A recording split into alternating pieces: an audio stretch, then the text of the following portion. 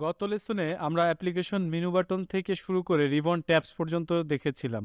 এই লেসনে আমরা দেখব ফাইল ট্যাব থেকে শুরু করে আমাদের স্ট্যাটাস বার পর্যন্ত। সো আমরা এখানে দেখতে পাচ্ছি স্টার্টের পরপরই এই যে যা কিছু দেখতে পাচ্ছেন এই সবগুলোকে ফাইল ট্যাব বলা হয়। আমরা স্টার্টে ক্লিক করলে আমাদের ওয়েলকাম স্ক্রিন বা জিরো স্ক্রিনে চলে যাব।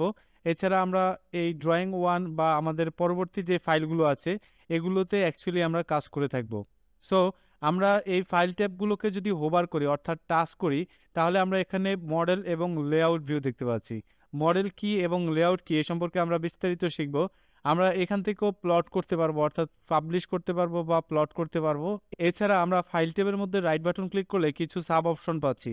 সো এগুলো আমরা বুঝতেই পারছি কি আমরা প্লাস আইকনে ক্লিক করলে আমরা নতুন একটি ড্রয়িং ফাইল ক্রিয়েট করে ফেলতে পারবো। আমরা এখানে দেখতে পাচ্ছি ভিউ ফোর্ট কন্ট্রোল, আর তারপরেই দেখতে পাচ্ছি ভিউ কন্ট্রোল এবং ভিজুয়াল স্টাইল কন্ট্রোল। তিনটে আমরা বিস্তারিত শিখব। ভিউ ফোর্ট কন্ট্রোল থেকে আমরা ভিউ ফোর্টগুলোকে কন্ট্রোল করব। এছাড়া আমাদের যে এলিমেন্টগুলো আছে যেগুলো আমরা সচরাচর ভিউ ফোর্টের জন্য ইউজ করে থাকি সেগুলো আমরা এখান থেকে অন অফ করে দিতে পারবো। এছাড়া আমরা এখান থেকে ভিউ কন্ট্রোলটা করতে পারবো। আমরা দুইটা কন্ট্রোল দেখতে পাচ্ছি, একটা হচ্ছে জিওমেট্রিক, আরেকটা হচ্ছে আইসোমেট্রিক। ঠিক আমরা তার ডান পাশে ভিজুয়াল স্টাইলটা দেখতে পাচ্ছি। ভিজুয়াল স্টাইল কন্ট্রোলের মাধ্যমে আমরা ভিজুয়াল স্টাইলগুলোকে চেঞ্জ করে দেখতে পাবো। আমরা এই কালো যে ওয়ার্ক স্পেসটা দেখতে পাচ্ছি এটা হচ্ছে এক ধরনের ইনফিনিট এরিয়া, অর্থাৎ এটাকে গ্রাফিক্স এরিয়া অথবা ওয়ার্ক স্পেস বলা হয় বা ড্রয়িং এরিয়া বলা হয়। এই ওয়ার্ক স্পেসের মধ্যে আমি যা কিছু ড্র করি না কেন এটা কখনো শেষ হবে না। আমরা একটা রিয়েল এক্সাম্পল যদি বলি তাহলে বলতে হয় যে পুরো ইউনিভার্সটা যদি আপনি এখানে ড্র করেন এবং রিয়েল মেজারমেন্টে, অর্থাৎ পৃথিবী যতটুকু পরিমাপে আছে এভাবে যদি সূর্য চন্দ্র সবকিছু রিয়েল মেজারমেন্ট দেন এবং একটা থেকে আরেকটা দূরত্ব রিয়েল ভাবে দেন তাও এটা শেষ করা যাবে না। আমরা ডান পাশে কর্নারে দেখতে পাচ্ছি ভিউ কিউব। এই ভিউ কিউবটার মধ্যে আমরা এই ভিউ কিউবের সাহায্যে আমরা এই ভিউ কন্ট্রোলগুলোকে এখান থেকে অটোমেটিক করতে পারবো। আমরা ভিউ কিউব সম্পর্কে আরও শিখব। আমরা তার নিচে দেখতে পাচ্ছি ডাব্লিউসিএস এবং UCS. WCS for world coordinate system এবং UCS for user coordinate system. আমরা নিজেরা যে ইউসিএস সিস্টেম অর্থাৎ কোঅর্ডিনেট নিয়ে কাজ করব সেটা হবে ইউসিএস, এবং ওয়ার্ল্ড যেটা নিয়ে কাজ করে সেটা হচ্ছে ওয়ার্ল্ড কোঅর্ডিনেট সিস্টেম। আমরা তার নিচে দেখতে পাচ্ছি নেভিগেশন বার। নেভিগেশন বার সম্পর্কে আমরা বিস্তারিত দেখব। নেভিগেটের বারের মধ্যে আমরা বিভিন্ন টুলস পাচ্ছি যেগুলোর মাধ্যমে আমরা ড্রয়িংগুলোকে নেভিগেট করব। আমরা নিচে এখানে দেখতে পাচ্ছি বাম পাশে ইউসিএস আইকন। এই ইউসিএস আইকনটা হচ্ছে আমাদের কোঅর্ডিনেট ভ্যালুর সাপেক্ষে আমরা চাইলে এটা নিয়ে কাজ করতে পারবো। আমরা এখানে টু ডাইমেনশন আমরা দেখতে পাচ্ছি, যেহেতু আমরা 2D-তে আছি এই জন্য এক্স ওয়াই। যদি আমরা 3D-তে থাকি তাহলে এই ইউসিএস আইকনটা এক্স ওয়াই জেড তিনটা অ্যাক্সিসে থাকে। আমরা এখানে দেখতে পাচ্ছি কমান্ড লাইন। এই কমান্ড লাইনের মধ্যে যদি আমি এখানে ড্রাগ এন্ড ড্রপের মাধ্যমে এটাকে মুভ করাতে পারবো। এছাড়া আমরা যদি কমান্ড লাইনটাকে ক্লোজ করে দিই তাহলে আমরা আবার কন্ট্রোল+9 দিয়ে এটাকে নিয়ে আসতে পারবো। এই কমান্ড লাইনটার সেটিং থেকে আমরা এই সেটিংগুলো করতে পারবো। যেমন ইনপুট সেটিংয়ের মধ্যে আমরা এগুলোকে ঠিক দিয়ে রাখবো। অ্যাকচুয়ালি বাই ডিফল্ট যা আছে সেটাই সুন্দর। আমরা এই কমান্ড লাইনে যে কমান্ডটা ইনপুট করব ঠিক সেই কমান্ডটাকেই সে আমাকে নিয়ে এনে দেবে। সো আমরা এখানে এল লিখার সাথে সাথে আমরা এখানে দেখতে পাচ্ছি যে লাইন সহ চলে আসবে। আমরা দেখতে পাচ্ছি লাইন লেন্থ অর্থাৎ এল রিলেটেড যত কমান্ড আছে সবগুলো চলে আসছে।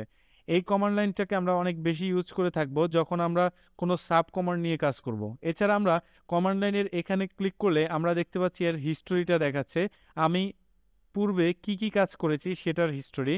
আমরা এখানে দুইটা হিস্টোরি পাচ্ছি। আমরা যদি কমান্ড লাইনটাকে এখন এখানে হোভার করে ধরে উপরের দিকে টানি তাহলে আমরা প্রিভিয়াস যত হিস্ট্রি আছে কমান্ড লাইনে সব দেখতে পাবো। এছাড়া আমরা আরেকটা শর্ট হিস্ট্রি দেখতে পাবো এখানে। যেমন আমরা লাস্ট ইউসিএস নিয়ে কাজ করেছি বিদায় ইউসিএসটা দেওয়া আছে, তার আগে কুইক সেভ নিয়ে কাজ করেছি দ্যাটস ওয়াই কুইক সেভ আছে। অর্থাৎ মূল কমান্ডটা আমরা এখানে হিস্ট্রিটা দেখতে পাবো। আমরা এই নিচে দেখতে পাচ্ছি মডেল অ্যান্ড লেআউট ট্যাবস। এখান থেকেও আমরা মডেল এবং লেআউট ট্যাবগুলোতে সুইচিং করতে পারবো এবং রাইট বাটন ক্লিক করে লেআউটের বিভিন্ন অপশন রিলেটেড কাজগুলো এখান থেকে করা যাবে। আমরা এখানে দেখতে পাচ্ছি মডেল থেকে শুরু করে এই পর্যন্ত এটাকে স্ট্যাটাস বার বলা হয়। এই স্ট্যাটাস বারের মধ্যে কিছু মোড আছে যেগুলো ইউজ করে আমরা ড্রয়িংয়ের পারফরমেন্স এবং অ্যাকুরেসি বজায় রাখবো।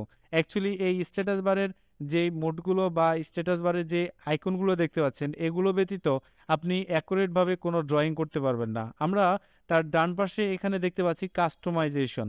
আমরা এখানে ক্লিক করলে এই স্ট্যাটাস বারের মধ্যে আমরা আরো অনেক কিছু নিয়ে আসতে পারবো, সেগুলো আনচেক করা আছে। যেমন আমি যদি এখন কোঅর্ডিনেটে ক্লিক করি তাহলে আমরা এখানে দেখতে পাচ্ছি কোঅর্ডিনেটটা চলে আসলো, অর্থাৎ এক্স ওয়াই এবং জেড কোঅর্ডিনেট।